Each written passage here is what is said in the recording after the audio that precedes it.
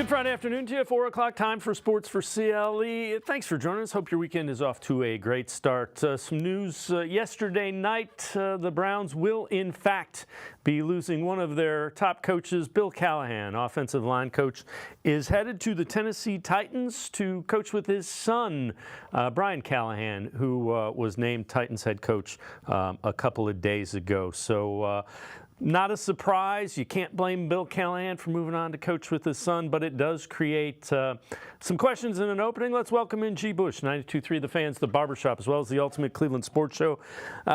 G. Bush, you could argue this is one of the most accomplished coaches that was on the Browns staff, has done a great job, has made them into one of the top offensive lines, and he is moving on. You certainly understand it, but that's going to be a tough one to replace.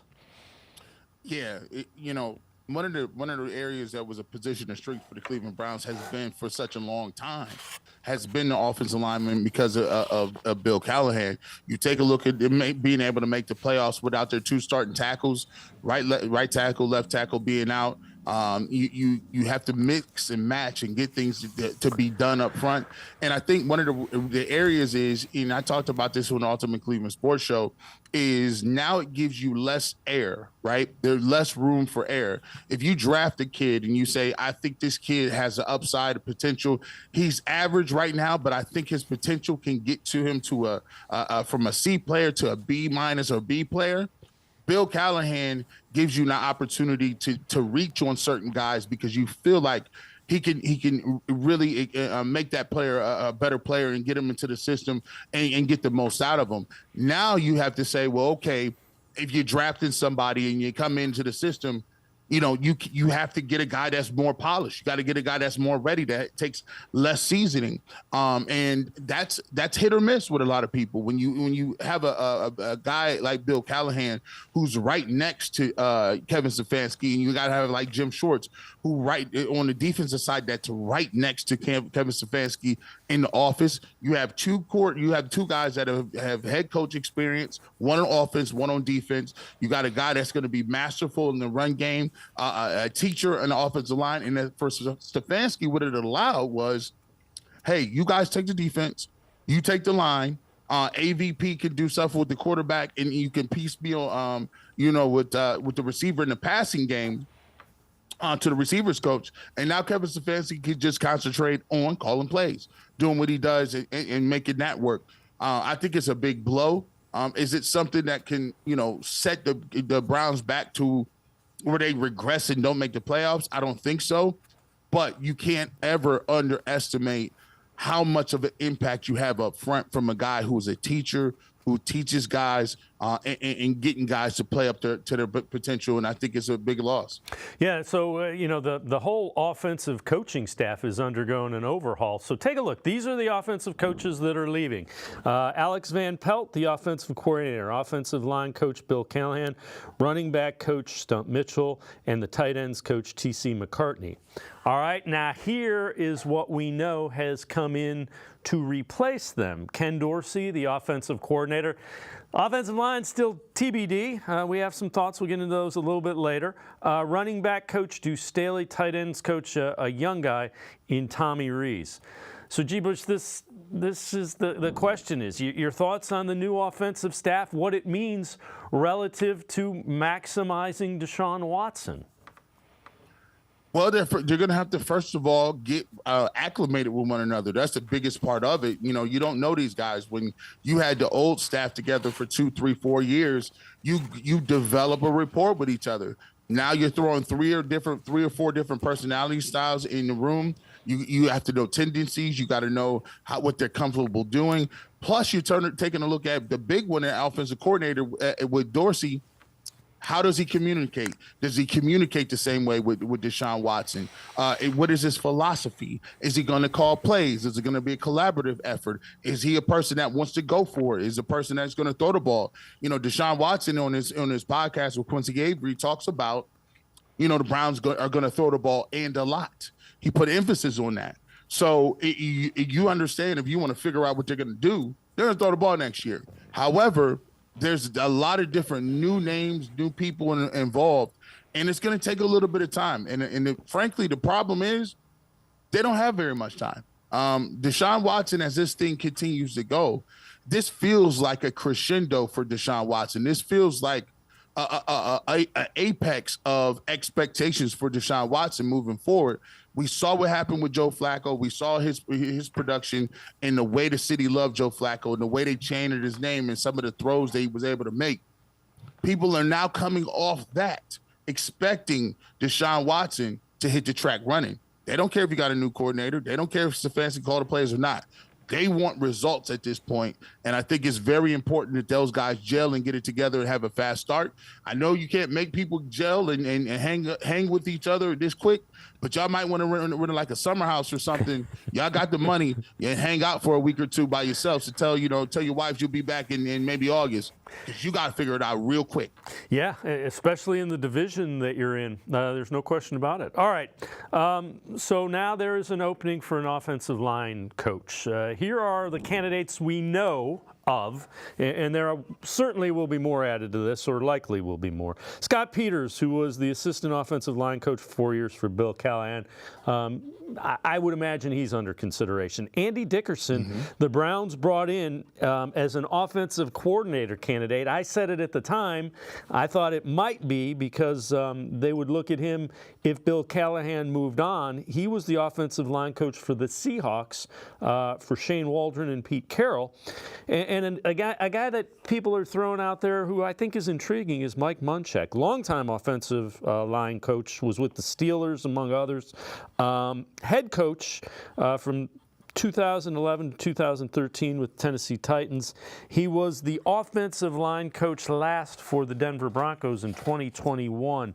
63 years old, so still a relatively young guy. Former offensive lineman. They got to get a guy that doesn't miss a beat. You know, you had DeJuan Jones, who was, you got to continue to develop him. Can somebody help even Jed Wills take a step forward? I mean, there are some key things that you need to happen with the new offensive line coach. Yeah, I like to name Mike Munchak, given that you had Bill Callahan and he had head coach experience. Mike Munchak played the position on offensive line, has been around for some teams that like to consistently run the ball. He has that experience. That's a good name. I've always thought you, like you said with the Andy Dickerson, interview. Sometimes we've all been interviewing some different places, right? And sometimes this has happened to me. You bring me in or bring somebody else in, and when you're doing hiring, and you think, okay, well, let me see your resume. You see the resume. They may not have the experience. They may not have some of the polish that you want. And sometimes they may be a little bit over their head for the position you're hiring for. But you take your pen, mark it down and say, hey, listen, I think this guy might be a guy we can call back for a different role. I think he may be better suited for. And so Dickerson is a candidate who's already been already interviewed with the Browns. They know him. They like him, evidently. And now you can get to a position and say, hey, we didn't offer you the offensive coordinator position, but hey, are you interested in this position as well? And then obviously the assistant offensive line coach who's been there, the added bonus is he's already been in the room. He's already knows those guys. So that he has the inside leverage in that, so to speak. He's been around Bill. Bill has probably intimately taught him some of the things that, how he does things, how he's got to watch, sit behind him and watch how he does it. And plus he knows the guys and what they've been working on consistently for 4 years. And if you want somebody to be able to hit the track running and have some familiarity, you go with an inside hire like that. And now you could keep it rolling with the progression for DeJuan Jones, Jed Wills. You want to see Luke Whippler, guys like that consistently growth and have those guys come to fruition. So that may be an option as well. Yeah, and again, that gives you some consistency. You would assume Bill Callahan, just because of the type of guy and the type of coach he is, probably took him under his wing. That's probably a mentor of his. So don't discount the possibility of Scott Peters getting that. I know he's pretty well thought of around the league as well. All right, this one, Andrew Berry told Zach Jackson of The Athletic, and you tweeted this out. Don't necessarily believe that wide receiver is the Browns' #1 priority this offseason. I would not say that. I mean, we're still in the assessment mode. We feel pretty good about our group of pass catchers. Bush, I hope that's kind of posturing so that free agents can't come in and say we want $40 million a year.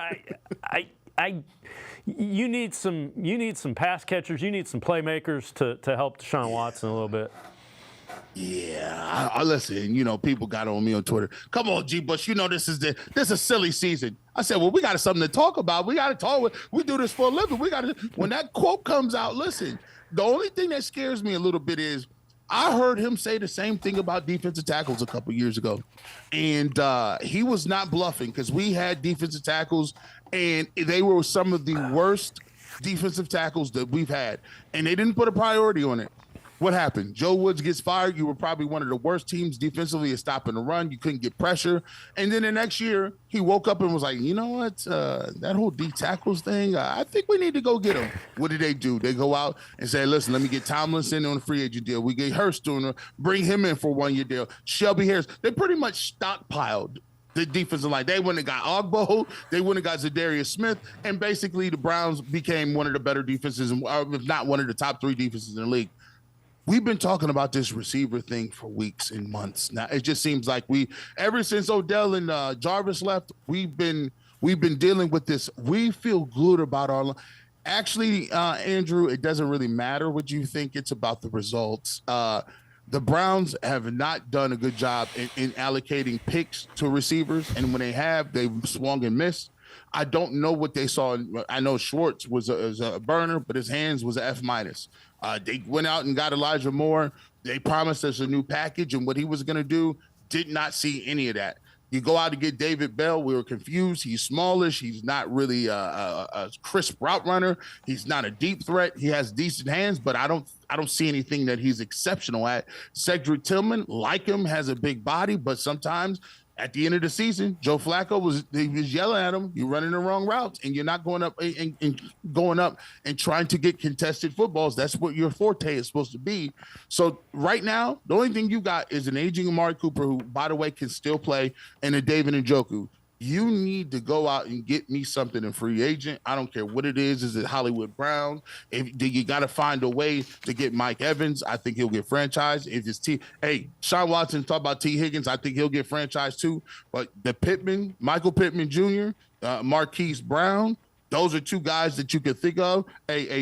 Calvin Ridley, something, and you still might need to get another receiver in the draft, because if you want Deshaun Watson to throw the ball 70% of the time, give him some weapons so he can compete with Josh Allen, Joe Burrow, who will be back next year, don't get it twisted, and the Michael Jordan of football, Patrick Mahomes, who he just continues to just destroy people. Yeah, you need a number 2, because you'd feel a lot better about Elijah Moore if he was 3, David Bell, Cedric Tillman if they were 4s or 5s. Then okay. But okay. Everybody then Amari Cooper is slotted up, a spot higher than you really feel comfortable having him. At least that's the way I feel. I would feel good if Elijah Moore was a number 4. At 4, I'm not counting on him that much. I'm saying, hey, whatever he get, it's an added bonus, right? So it's like getting dessert after a meal when you didn't expect it. You're like, she's like, honey, you know what I did? I got some ice cream. You're like, what? What? You got ice cream? This is a great day. I didn't expect to get no ice cream after dinner. That's what Elijah Moore is if you get a couple more receivers. G. Bush and I are going to step aside, take a quick time out. Other side of the break, we'll head to the voicemail of Truth and Reason, talk some free agents. Sports4CLE, we'll be right back. Stay with us.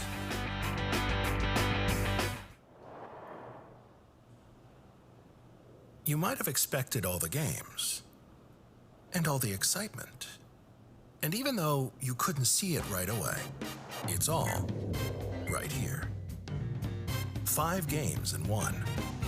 $22 million in prizes between $25 and $500, and a shot at $1 million grand prize. Golden Casino, a night's worth of excitement for just $10.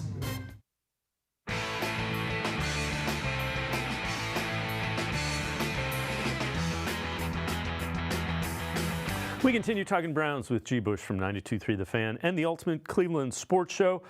Let's head to the voicemail of Truth and Reason.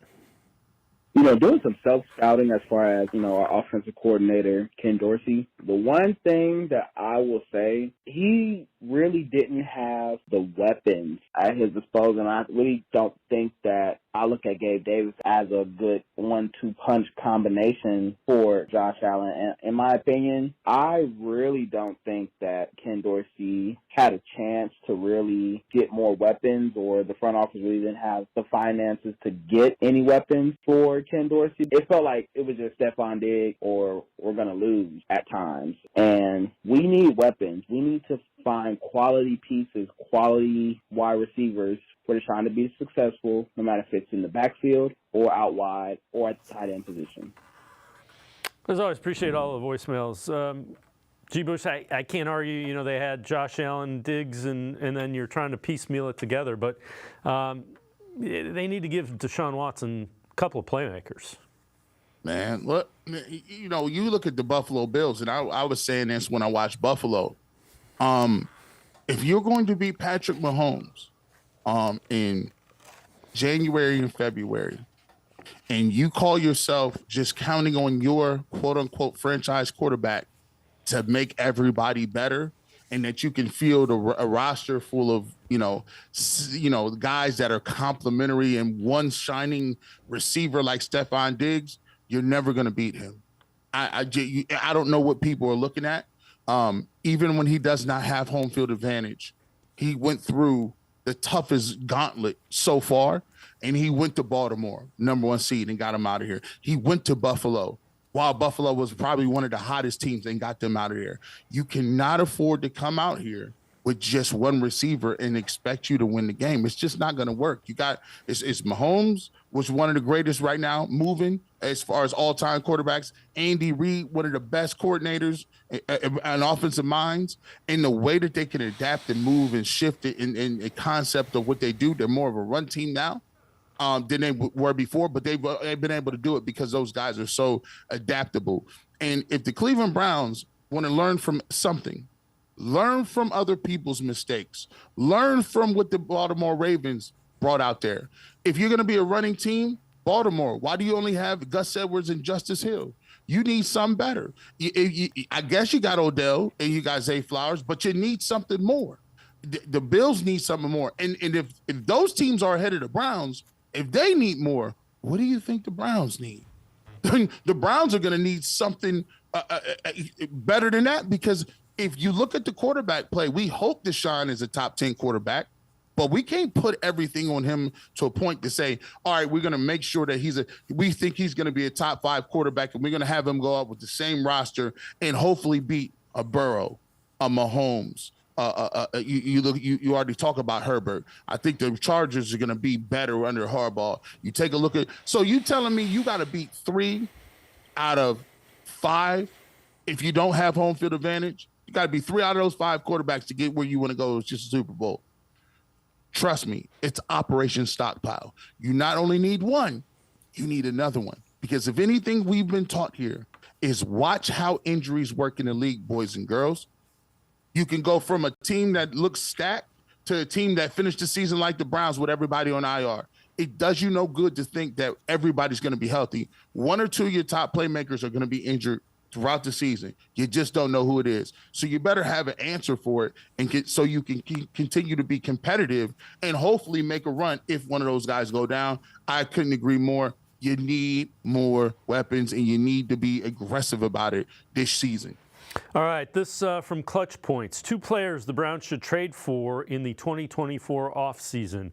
They go wide receiver Brandon Cooks. Cooks notably thrived Houston alongside Watson 2020, underscores the potential value of reuniting the duo to solidify Watson's impact in Cleveland. They also go with Azeez Ojulari, edge rusher. Impressive debut season, 8 sacks 2021. Subsequent performances tapered off, 5.5 in 2022 in 7 games, 2.5 sacks 2023. Pairing Ojulari with Myles Garrett potentially rejuvenate his career trajectory. Concerns regarding his durability.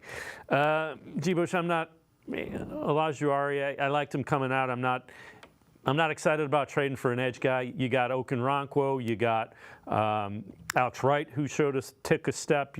I would rather go and re-sign Zadarius Smith. Cooks, I don't know. What are your thoughts on him? It's not somebody that I'm jumping up and down saying, yeah, let's go get him. I'm not jumping up and down for these 2 picks. These are the picks. These are the lazy picks you can take and hope to sell them. You're trying to sell me on guys. Listen, Brandon Cooks, I'm not gonna say he's washed, but I mean he's played for like 10 teams, man, and like everybody's consistently. He gets traded every 2 years. Like, it's just, I don't think he's the guy you're looking for.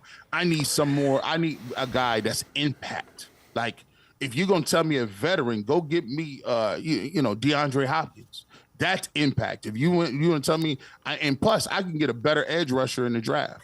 I can get me an edge rusher if I choose to get one late round. I'd rather take back Zadarius Smith, Okoronkwo. You got that. Those are options that we have right there. But I'm not interested really or excited about those 2 names. If you're gonna make those moves, they got to be bigger impacts than those 2 moves. Yep, I'm with you. All right. This also from Clutch Points. Early Browns 2024 free agent targets. Wide receiver, they go with Marquise Brown. His 6 receptions on passes thrown 20-plus yards downfield last season mounted to 175 yards and a touchdown. Track record of explosive plays could make him a valuable asset. They also say wide receiver Mike Evans expressing his desire to play for a contender. The Browns emerge as an intriguing destination. Browns are seeking a more reliable wide receiver too than Elijah Moore. Could certainly benefit from Evans' proven skills and veteran presence. All right, before you react to Evans, take a look at something else that we have found today. This from JPA Football. They are saying Evans is expected to command anywhere from $25 to $30 million a year in free agency. Keep in mind, Mike Evans is 30 years old. So while I like the idea of Mike Evans, especially a bigger body guy, I don't like the idea of spending $30 million a year for a 30-year-old wide receiver. And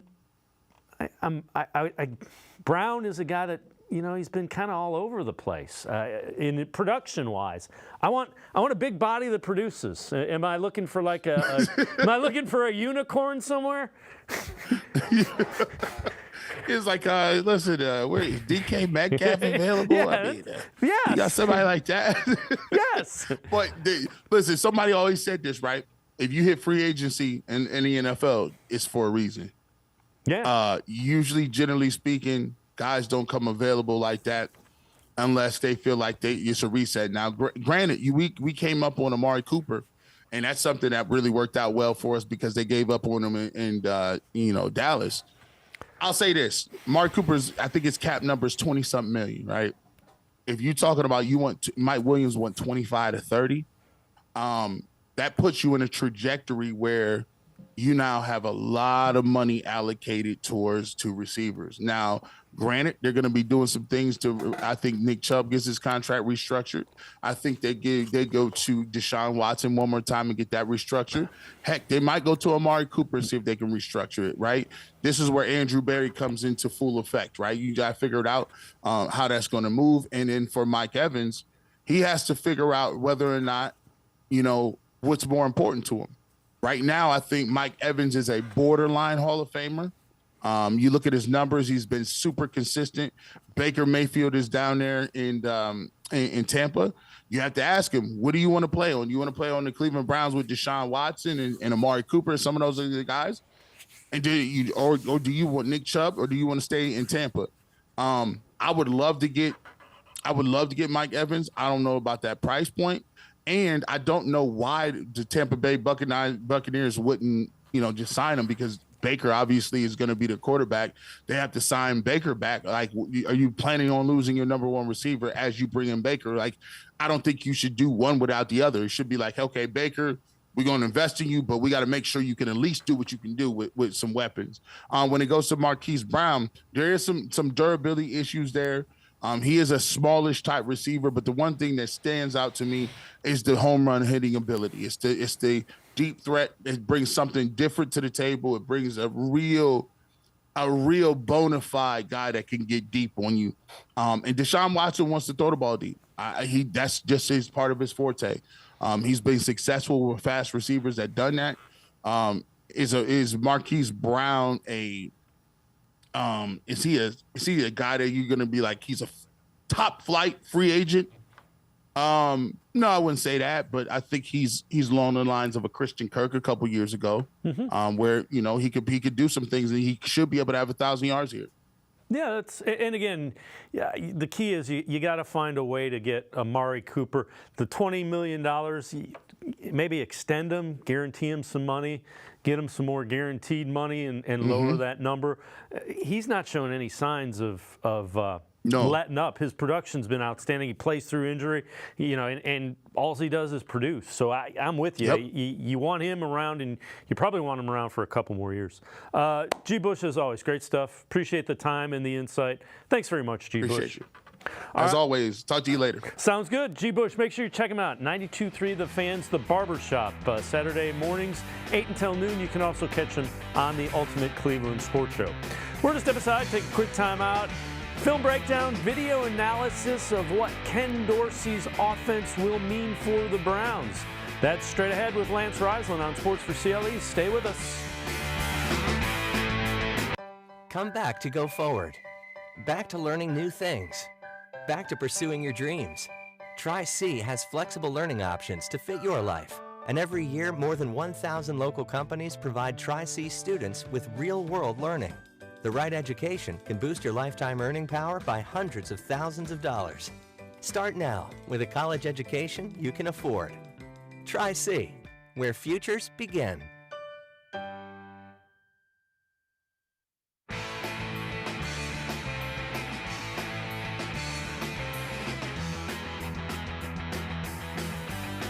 We continue talking Browns on Sports4CLE. Time for a video breakdown, film analysis of what the hiring of offensive coordinator Ken Dorsey means for the Browns offense with Deshaun Watson. Whenever we do film breakdowns, video analysis, we welcome in Lance Reisland from the Plain Dealer as well as cleveland.com. So Lance, when you look at this, I know you've looked at the offense that Dorsey has run a ton. What do you see?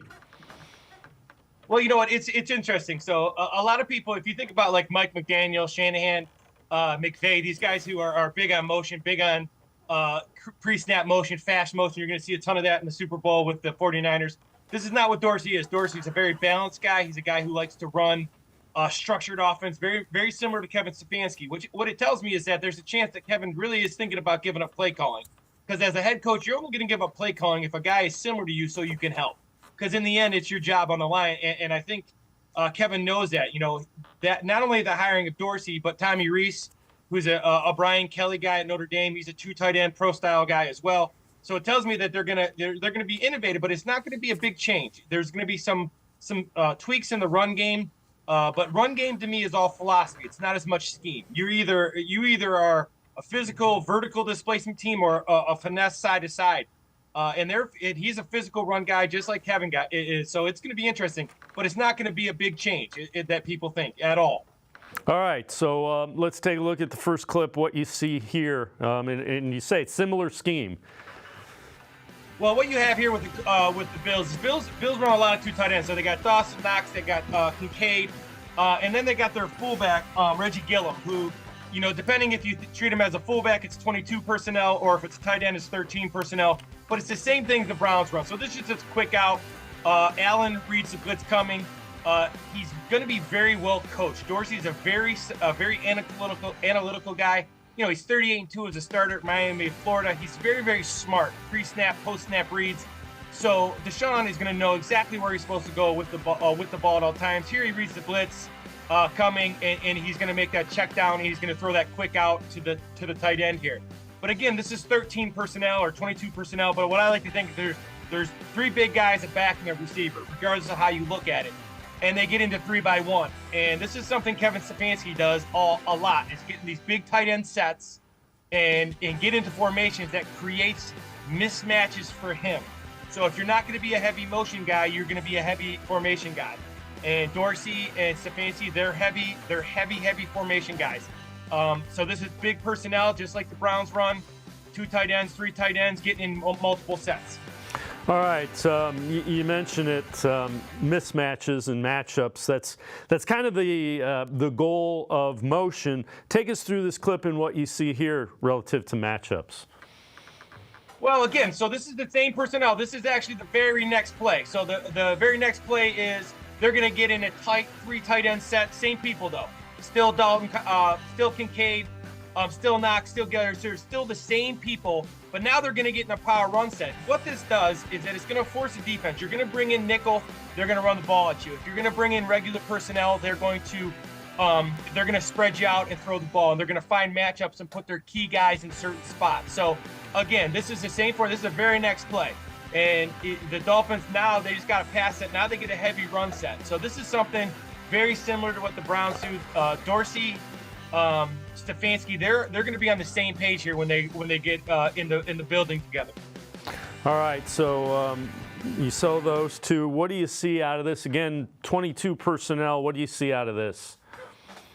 Well, here's what you got. So, everybody, I've been asked all week since his hiring, what's the run game? So he's going to run a little tackle dart. But for the most part, for me, the run game is not a scheme. The run game is a philosophy. So you're either base blocking the guy in front of you, down blocking, reaching a guy, doubling a guy, or pulling.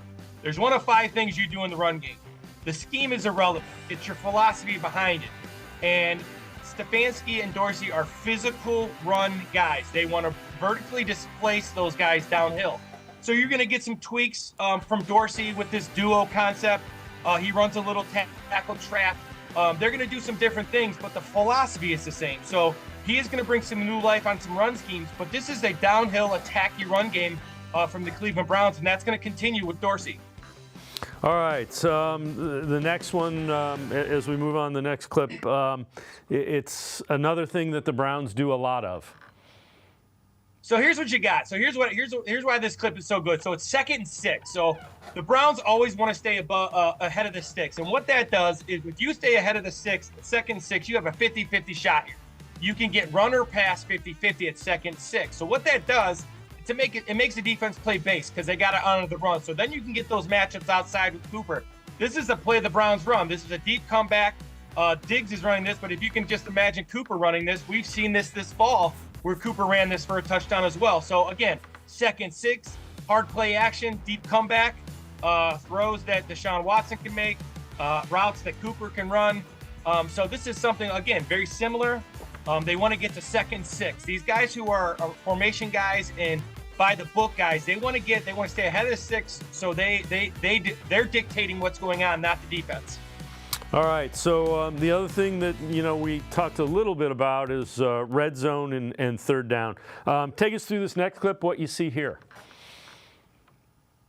All right, so this is a really cool play. So they're going to run orbit motion here, and when he goes in motion, you're going to see Josh Allen pump that bubble, and then they're going to run a little post wheel concept here with Gabe Davis. And what really works here is that if you watch throughout the year, I got a chance to watch most of the games from 2022 and just about all the games from last year, is they run this play a lot where they're going to throw that screen right there. And when they throw that screen, that force guy's got to come up. So just enough. So 20 comes up just enough where Gabe Davis is going to sell the run the wheel. And the key is that the outside receiver is going to take the corner and the safety to that side. But again, because he sets up plays, so the point being is that just like Stefanski, they're going to set up plays early in games, early in the year, and then they're going to come back to them later in games and later in the year where they're going to have plays off those plays. So they really like to build on stuff that they do throughout the year. All right, in the final clip that we're going to take a look at again in the red zone, what do you see in this one? Well, see, this is interesting. So one of the things that was interesting with the hire was, Dorsey was Cam Newton's quarterback coach during his MVP 2015 season. Josh Allen was 3rd in the MVP voting in 2022. And what I found interesting is that those guys are a little bit different than Deshaun Watson. These guys, Cam and Allen are huge men. These are heavy guys that run like fullbacks. That's not Deshaun Watson. So this run game is going to be a little bit different because this is just a power run here. So this is 2 for 1. So Dorsey and Stefanski are very creative in what they do in the run game, and they'll do this with. You saw the Browns do this If you go back to Watson scoring against the Saints in that really, really cold game. So this QB run game gives you an extra guy in the run game that they both like to use. So if you go back to Cam, to Allen, now to Deshaun, they're going to be able to use this quarterback run game. And one of the things they like to do is run this dart. So you're going to see the backside tackle pull. And what it does, it allows the Browns guards to stay in there. The Browns usually pull their guards. With Dorsey, they're going to pull their tackles a little bit on this dart tackle trap. So again, just inside the red zone, third down, medium. They're very creative. They work on it hard in practice. You know, there's every day that I'm down there at camp, there's a number of sessions, third and medium, red zone, where that's where you make your money. You got to score touchdowns and not kick field goals, and you got to be able to continue drives in third and medium. And both Dorsey and Stefanski are outstanding at doing this. And one of the ways they do that is by running the quarterback. So, Lance, we've seen particularly those plays in the red zone out of shotgun. Is Dorsey in shotgun more than the Browns had been? I know they got that way a little bit. Is that something that he – I guess what does he bring to the table that they didn't have with Alex Van Pelt? I guess that's what I'm getting at.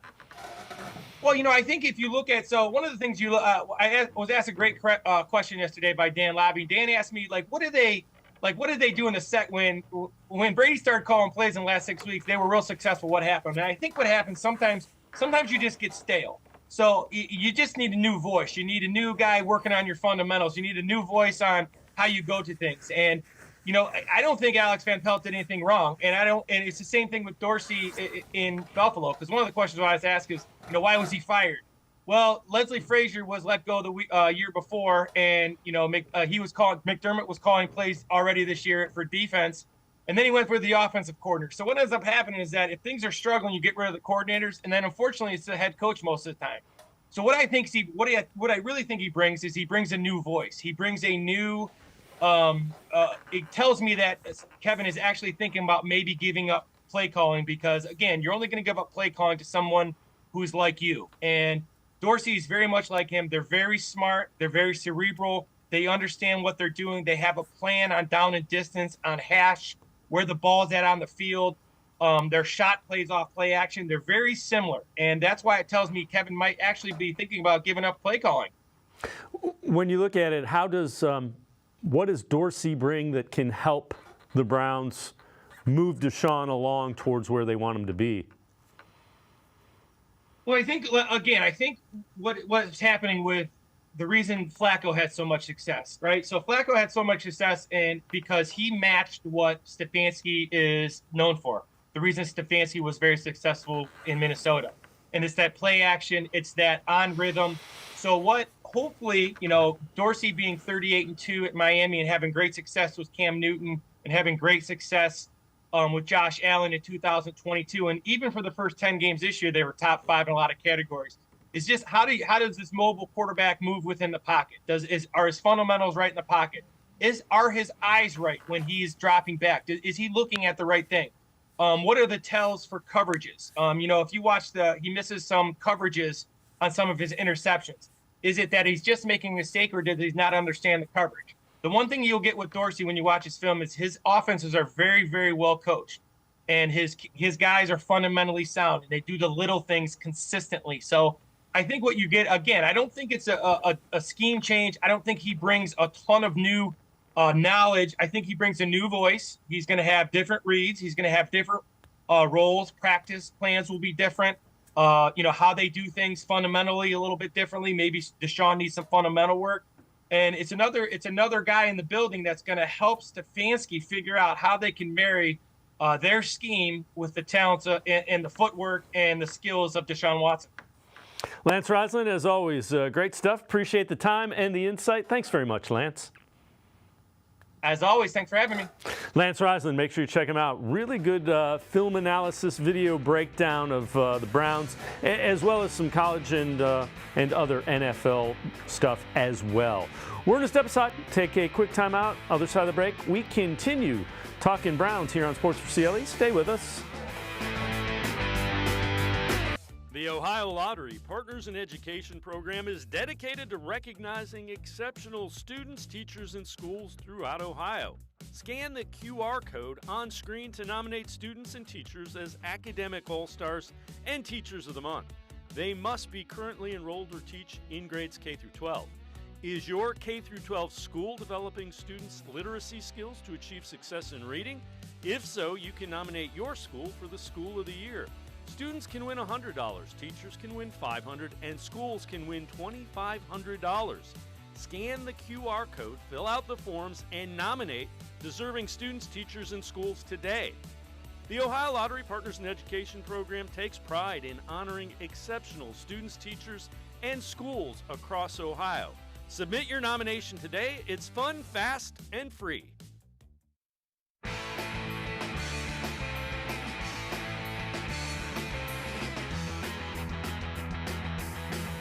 We continue talking Browns on Sports4CLE. Let's welcome in Brad Ward from the Orange and Brown Report, the All Eyes on Cleveland podcast.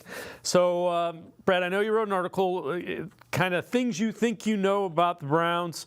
You've got why Ken Dorsey fits, Kevin Stefanski should call plays, and the wide receiver market. Take us through this. Let's start with Ken Dorsey.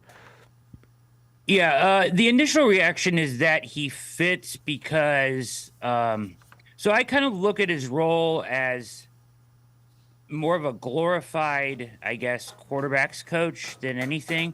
Certainly, I hope that he can bring some spread principles and shotgun principles and give Stefanski some more answers on the offensive side of the ball. But I think they brought in a number of guys to do that, including Tommy Rees, who I think will have a big factor in hand in their kind of brain trust of making this offense. But, you know, he's had, when we're talking about Dorsey, he's had a ton of success with Cam Newton. He was able to foster really good relationships. To this day, Newton speaks highly of him. Newton is very close with Watson. I don't think that's a coincidence either. And I think that and he saw him through an MVP season as his quarterback's coach, right? I think he's a very good working one-on-one with quarterbacks. So, and he was able to do the same thing and foster a similar relationship with Josh Allen. Both dual threat guys, both guys that need to be able to succeed off schedule, similar to Deshaun Watson. So it fits in that frame for me, and hopefully he can bring some new innovative ideas in the spread looks and shotgun stuff that Watson is more comfortable in. So Before so we were talking a little bit about Stefanski and calling plays. Lance just got done telling us he thinks because Stefanski and Dorsey kind of are similar, he thinks Kevin could potentially allow him to call plays because Lance's point was you don't bring in somebody completely different and then have him call plays because you don't feel like you can help him or be a resource to him. Agreed. I think that's a good point. I just don't think it's necessary, and I think Stefanski's really good at it, right? So, and it's not like, I would say this about Ken Dorsey, it's not like he's been calling plays for years and years and years. He's called plays for a year and a half, and that's it. Other than that, he's basically been a quarterback's coach. So it's not like you're giving it over to a seasoned play caller, right?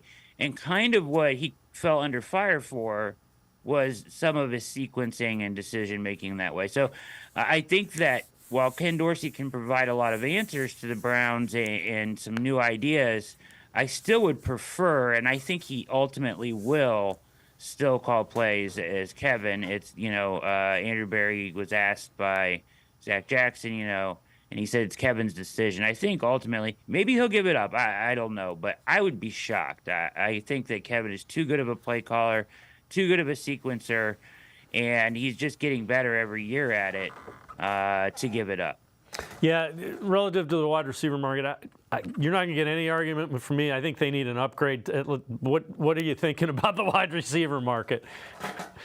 It's a tough class. It falls off a cliff quick. If you're talking about free agency, listen, I think when you actually look at the Browns depth chart right now, it's not great. Like, it doesn't jump off the page. Like, Cooper, okay, Moore, but like, you really need a legitimate number 2, Dave, in order to slot everybody else in properly. And until you can do that, if that's Cedric Tillman, that's fine, but I don't think you can bank on that. So I do think it's a need, despite what Barry said yesterday, that he didn't think a pass catcher was a need. Now, he's counting Njoku for a big part of that, but once again, I would be cautious that we saw Njoku take a huge leap with Flacco. So let's, be careful here, and you're still going to need somebody that can work outside, right? And the one name I really like, I guess, that I like the best out of all of these names that makes the most sense to me, Dave, would be Calvin Ridley.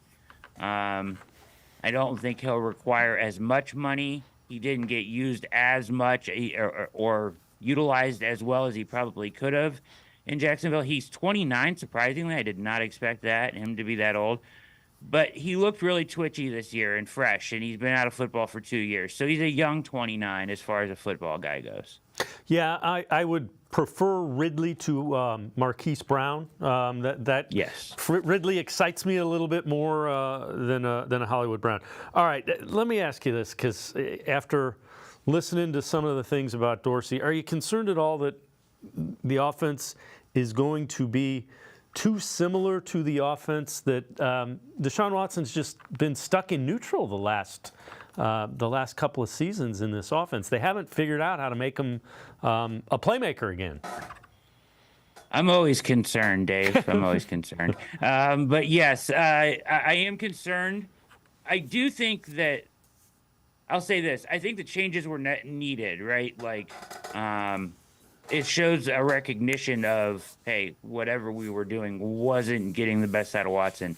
And job 1 and 1A and 1B and 1C is all make him successful, right? So I do have concerns of how they get there, but I do kind of like, I found myself in a rabbit hole one night kind of going back through all Tommy Rees's stuff at Alabama. I think, he's way overqualified to be the tight ends coach with the Browns, but somehow they landed him, and I think he brings a lot of innovative and fresh stuff. And I think Kevin knows the direction they need to go. So combine that with Dorsey, you have Deuce Staley there now, and I think kind of as a collective brain trust, they can create something that finds him some success. I do think that if Dorsey can earn Watson's trust, even if it's not the same offense he played in or identically what he was used to, if it's close enough or adjacent to that, that he can be a successful quarterback, I think he's talented enough to do that. We saw glimpses certainly last year, right? And the way we were feeling after that Ravens game, we were like, that's it. He's back, right? So I don't want to totally think that Kevin can't find the goal line here with this offense. I think he can. So the other thing is now we know Bill Callahan will, in fact, be joining his son in Tennessee. Here are some reasons that Mac, who we use his tweets pretty often, they have the 3 best offensive tackles back instead of their 4th and 5th stringers. So they were playing with their 4th and 5th tackles. You're going to get Wills, Conklin, and Jones back. Ethan Posick, top 10 at his position this season. They still have the best guard tandem in the league in Teller and Bitonio. So those are true, and you still, Scott Peters was the assistant. We don't know how, we don't know who the offensive line coach will be. There are pieces there, but Bill Callahan's really good at that position coach job. He's amazing. I actually was, where he has stood out the most to us as fans, right? Michael Dunn, Blake Hance, Jerron Christian, when these guys were forced into action, guys off the street at the time, he was able to get them to perform at an incredible level when the Browns really needed him most. He has developed Wyatt Teller, who was like a 6th-round draft pick. DeJuan Jones, we saw him emerge this year. So he's done some amazing things. I think like in a season like last year where you were depending on Jerron Christian and Hudson, you had your 4th and 5th tackles in, and he had to find a way to make it work every week, is probably where you benefit more because the Browns have invested in the position so much, to Mac's point in that tweet. So I think if you're healthy, it's not as big of a deal. I do think Scott Peters has very much learned right next to him and could be. I think he's a very good candidate for this job. Whether they do that or whether they go outside the building, I don't know. It's an interesting situation to watch. They did have Andy Dickerson in as an OC, interview, but I really think it was probably a contingency plan for offensive line. But I've seen now that some other teams are after him too for their offensive line coaching job. It'll be interesting. I wouldn't mind seeing Scott Peters get it just because of the continuity, and I think he probably has learned a ton from him. But we'll see what happens. Yeah, I'm with you. I said when they brought in Dickerson, I thought it was kind of along those lines as a contingency plan. Brad Ward from the Orange and Brown Report, All Eyes on Cleveland podcast. Now I'm going to step aside. Take one more time out, other side of the break. We'll take a look at some free agent running backs and a couple of wide receivers and running backs that have opened people's eyes at these college all-star games. Sports for CLE. Be right back. Stay with us.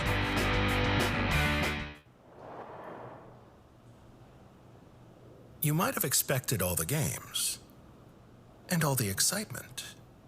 And even though you couldn't see it right away, it's all right here. 5 games in one. $22 million in prizes between $25 and $500 and a shot at $1 million grand prize. Golden Casino. A night's worth of excitement for just $10.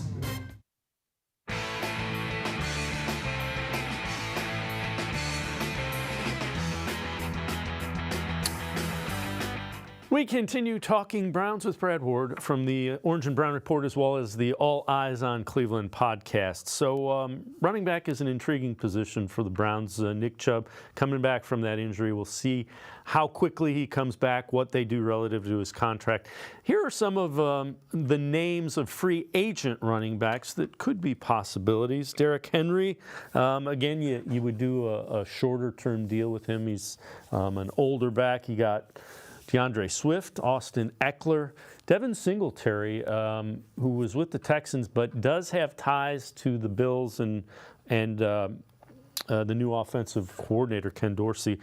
Zach Moss is intriguing. J.K. Dobbins is coming off injury, so I don't know about that one. A.J. Dillon from the Packers. So, Brad, when you look at it, we have to keep in mind free agent running backs, if you're not Saquon Barkley, they're not getting paid. So these guys will not be getting, in theory, huge dollar figures. Does anybody intrigue you on that list? I kind of think you got to have a plan B. You certainly hope Nick Chubb comes back. Even if he is back, you probably don't want a huge workload. You want to kind of work him into a heavier workload. Yeah, I think that when you look at their depth chart now and you say Jerome Ford and you look at the job he did this year, and he did a good job and he had his moments certainly, but I think that his vision and some of the things that you hoped would come along as you went through the season didn't progress like you want. At the very least, Dave, you want to add somebody to compete with him for that number 2 job. And if Chubb needs to be brought along slowly, somebody that can be your number 1 back. So I do like the names that jump off the page to me are Swift and, to your point, Singletary. I don't like having your number 2 back be exactly like your number 1 back or too similar. So when you look at guys like A.J. Dillon or even Derrick Henry, nobody's like Derrick Henry, but you get my point with the similarities to Chubb there a little bit. You like to have a change of pace a little bit. And I think that Swift, although is just really talented and really good and hasn't been utilized properly anywhere yet, so he is very intriguing to me. And Singletary, because of his ability to catch the ball out of the backfield and his quickness, I think, also would provide a good challenge for Ford to try to hang on to that number 2 spot. And at least add some more depth in that room. All right, so Senior Bowl coming up this weekend on Saturday. One of the games has already occurred. The East-West Shrine game happened last night. These are some prospects who did pretty well in the East-West Shrine game. Frank Gore Jr., Southern Miss, game's most valuable player offensively. 48 yards, 87, touchdown after cutting back left outside zone. Gore isn't biggest or fastest back in the draft. Showed scouts he can be an effective one in the NFL. Blake Watson, 5'9", 189 from Memphis. Speed, patience, 25-yard throwback screen to start the second half following his blocker in the open field. Carried the load for the West as a runner, exploding for big gains when the line created opportunities. And then we'll go with a wide receiver, Anthony Gould, wide receiver, Oregon State, 5'8", 172. Longest play of the Shrine Bowl, punt return 80 yards for the East's only touchdown. Again, those are three guys that kind of opened some eyes in that East-West Shrine game that was played last night, West Coast. Yeah, you see why they're in the Shrine game, 5'8", 5'9", 5'8". But either way, I think that Gore was interesting. You know, I watched his highlights. Didn't have a ton of burst. It didn't, he doesn't really jump. He ran well in that game. It's hard to tell, with him. Same with the other back, although I think he's a little bit better of a pass catcher. But the one that really blew me away is Gold, and that punt return was unbelievable. I don't know if you saw it, but he spun backwards, did this wild spin move in the middle of the field to get away from everybody. And then his burst away from the rest of the pack on that return was pretty remarkable. Seek it out. I think I retweeted it on my timeline if people watching want to check it out at Word on Sports. But, yeah, it's a remarkable return, and you should check it out. All right. Crazy. Let's talk a little bit about Amari Cooper. So it's kind of interesting. 2023.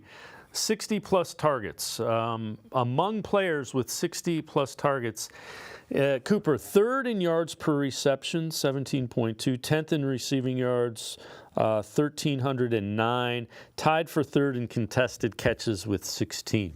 We know he has a large cap number coming up. It's 20-plus million. Do you think they try to extend him, give him a little bit more guaranteed money, bring that cap number down? His production's been really good. He's even better. I thought he was pretty good when they traded for him. He's been everything you would want and more. He just needs some help. What do you think they do contract-wise with him? He does need some help. He's been unbelievable. You can't ask him. I mean, this year he was truly remarkable. So, and he's played, and he hasn't missed games. That's huge too, right? As much as they've struggled with injuries on the team, they've been pretty healthy at wide receiver for 2 straight years, which is another reason, at some point that luck's going to run out. You need depth in that room. But I would say for his contract, to your point, I do think they extend him and offset that extension with some more guaranteed money, probably a sizable signing bonus and some void years, right? So you're seeing a minimal cap hit because you'll pay him in a signing bonus mostly, and then so he gets his money up front, but then throw a couple void years on and another year on the books with the Browns. So I think it ends up looking like 24 and 25 and some void years and some guaranteed money added in with that signing bonus, which will get spread out over 4 years and limit the cap number. Andrew Berry was asked about the cap, right, by Zach Jackson, also down at the Senior Bowl, and he was just kind of like, "We're good." It's not like these numbers and these figures aren't sneaking up on Andrew Berry. These guys have it under control. They're ready. And the cap's going up every year, too, so that helps. All right, before I let you go, we mentioned Alex Van Pelt, offensive coordinator, left the Browns. He landed as the offensive coordinator with the Patriots, a young head coach in Jared Mayo. He will be the offensive coordinator and call the plays. So something he wasn't doing here. Van Pelt's really well thought of. They likely will get a young quarterback who he will develop. It's good to see him. He didn't do anything wrong. It's not like they were just looking for a different approach, I believe.